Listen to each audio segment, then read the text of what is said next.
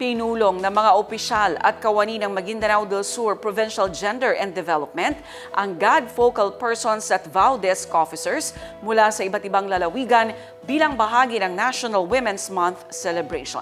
Bukod pa ito sa isinagawang Responsible Parenthood and Family Planning Orientation para sa mga buntis at solo parents ng mga piling munisipyo bilang bahagi ng Buntis Congress. Si Geneza Garcia sa ating PPP Story.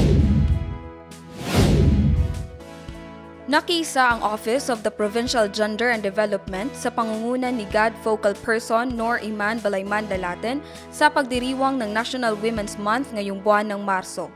Buo ang suporta ng mga line agencies kasama ang UNICEF, UNIFIL Women, MSSD, WCPD, IPHO. Kasama rin sa nasabing pagdiriwang si Provincial Administrator, Attorney Cyrus E. Torreña at Provincial Planning and Development Coordinator, Nul Farid Ampatuan. Nagkaroon ng Stakeholders Forum sa mga Municipal God Focal Person at VAU Desk Officers. Binigyang diin ni Resource Speaker Attorney Sheila Fernandez ang nakapaloob sa RA 11313 o ang Safe Spaces Act.